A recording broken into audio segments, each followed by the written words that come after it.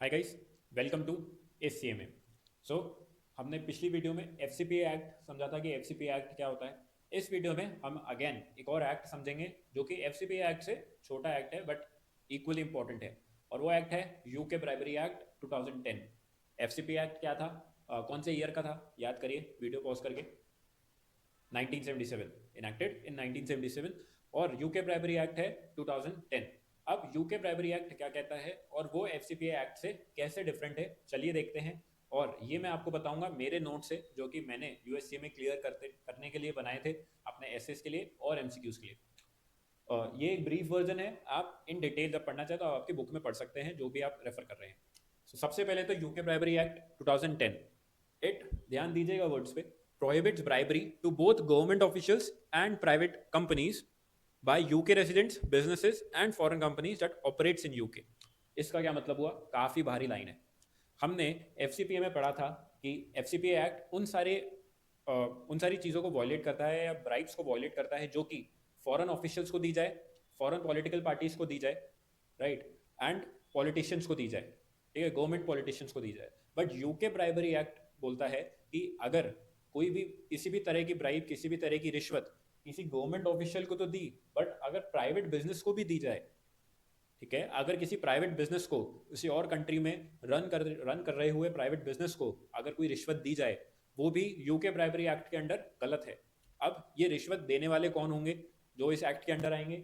वो होंगे या तो यूके के रेसिडेंट्स, अगर यूके के रेसिडेंट्स कोई देते हैं, इधर आता हूँ आपको बेटर दिखेगा, या एक मिनट दीजिए,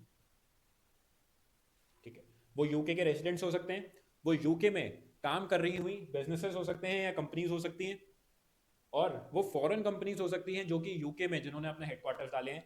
अगर ये तीनों, अगर कोई यूके रेसिडेंट्स या यूके में रन करता हुआ बिजनेस और फॉरेन कंपनी जो कि यूके में ऑपरेट कर रही हैं, वो अगर किसी गवर्नमेंट ऑफिशियल को, फॉरेन गवर्नमेंट ऑफिशियल को ब्राइब देती हुई पाई गई, ठीक है, और किसी प्राइवेट बिजनेस को ब्राइब देती हुई पाई गई, वो यूके ब्राइबरी एक्ट के अंडर आएगी।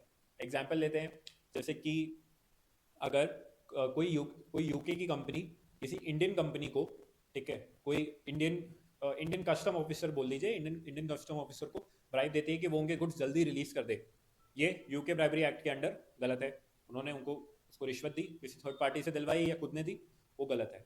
अगर कोई यूके की कंपनी किसी प्राइवेट कंपनी एम्प्लॉय के, प्राइवेट कंपनी मैनेजर को, जिससे वो डील करती है ऑन डेली बेसिस, उसको वो रिश्वत देती है कि वो उनको थोड़ा फेवर करे, फेवरेटिज्म लाए बायसनेस के लिए, वो यूके ब्राइबरी एक्ट के अंडर गलत है। तो ये दोनों सिचुएशंस यूके ब्राइबरी एक्ट के अंडर गलत हो गई, मतलब बैन हो गई। They will be considered unlawful activity under UK bribery act. पर साइमल्टेनियसली हम अगर एफसीपीए एक्ट की बात करें, तो अगर कोई यूएस की कंपनी, हमने क्या पढ़ा था कि वो सारे रेसिडेंट्स, वो सारी कंपनी या बिजनेसेस जो कि यूएस में रहकर किसी गवर्नमेंट ऑफिशियल को, किसी कस्टम ऑफिसर को इंडिया के ब्राइब देते हैं कि वो उनके गुड्स जल्दी रिलीज कर दें, ये will be a violation under FCPA act. But simultaneously अगर कोई यूएस में रन कर रहा हुआ बिजनेस या कंपनी इंडियन प्राइवेट कंपनी के साथ डील करती है कुछ ऑन अ रेगुलर बेसिस, और वो उनको ब्राइब देती हैं, उनको रिश्वत देती हैं, जिससे कि यूएस कंपनी को फ़ायदा मिले, अरे यूएस सब्सिडरी को फ़ायदा मिले, तो वो अनलॉफुल एक्टिविटी तो है, बट वो एफसीपीए के अंडर नहीं आएगी। एफसीपीए के अंडर सिर्फ government companies, right, government company या गवर्नमेंट फॉरेन ऑफिशियल्स या पॉलिटिकल पार्टीज आएंगे। बट यूके में ब्राइबरी एक्ट के अंडर गवर्नमेंट ऑफिशियल को भी ब्राइब खराब है, और प्राइवेट बिजनेस को दी गई ब्राइब भी अनलॉफुल है। समझ आया होगा, आई होप डिफरेंस मैंने काफ़ी डिटेल में समझाया। सेकंड, यूके ब्राइबरी एक्ट में एक एक्सटेंडेड डेफिनेशन बताई है, जब आप बुक में देखेंगे तो आपको मिलेगा, मैं आपको हिंदी में इधर समझा रहा हूँ कि ब्राइबरी का मतलब सिर्फ मॉनिटरी पेमेंट्स नहीं है, कि मॉनिटरी पेमेंट मतलब पैसे का लेन देन इधर उधर किया जाए बैंक या कैश के थ्रू, बट वो ब्राइबरी को any kind of extra benefit भी देखते हैं। Any kind of extra benefit is also considered a bribery, can be gifts और any other form of payments other than monetary payments, तो not limited to monetary payments. ये second point UK bribery act का ध्यान रखना है। अब third point आते हैं। थर्ड पॉइंट कहता है business has a defence to show. अगर यूके ब्राइबरी एक्ट एक और अच्छी चीज कहता है, थोड़ा सा वो है नो, कि अगर यूके ब्राइबरी एक्ट के अंडर कोई रेसिडेंट, कोई बिजनेस या कोई company unlawful activity, unlawful bribe देती हुई पाई गई, तो उसके पास एक चांस है कि वो खुद को एज अ डिफेंस प्रोसीजर, अपने डिफेंस प्रोसीजर को अप्लाई कर सकती है यूज कर सकती है, डिफेंस दिखा सकती है कि वो क्या डिफेंस दिखाएगी कि it had adequate procedures to place to prevent bribery. उस कंपनी में कुछ ऐसे एडिक्वेट प्रोसीड्योर्स हैं जिससे कि वो ब्राइबरी जिससे प्रिवेंट करते हैं, ऐसे एक्शंस प्रिवेंट करते हैं, वो नहीं करते हैं।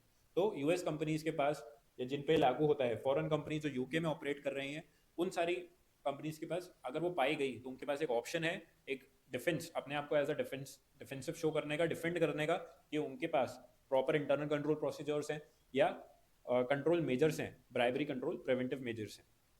Third point. फोर्थ पॉइंट जो मैंने आपको फर्स्ट पॉइंट में बोला वही है, ध्यान रखना है, आपको समझना है ये कि it applies to both government and private businesses. Correct. Then fifth point, अब अगेन हमने एफसीपीए में दो प्रोविजंस पढ़े थे, एंटी ब्राइबरी प्रोविजन और internal control provision. UK bribery act में हम, और उन दोनों सॉरी मैं थोड़ा आगे बढ़ गया, उन दोनों प्रोविजंस के अलग अलग वो थे, मतलब अलग अलग फाइन्स थे और इम्प्रिजनमेंट थी। यूके ब्राइबरी एक्ट में भी पेनल्टीज 10 साल तक लागू की जा सकती है, ठीक है। And it can go ahead to unlimited fines for persons, और फाइन्स की कोई सीमा नहीं है, वो अनलिमिटेड हो सकती है। तो ये यूके ब्राइबरी एक्ट के अंदर लिखा हुआ है। कुछ एग्जाम्पल्स अगर अपन देखें तो वो होंगे, paying a government officer to win a licence, UK bribery act के अंडर गलत है। Paying a private vendor employ to secure a contract, ये भी यूके ब्राइबरी एक्ट के अंदर गलत है, बट एफसीपी एक्ट के अंदर नहीं है, ध्यान रखना।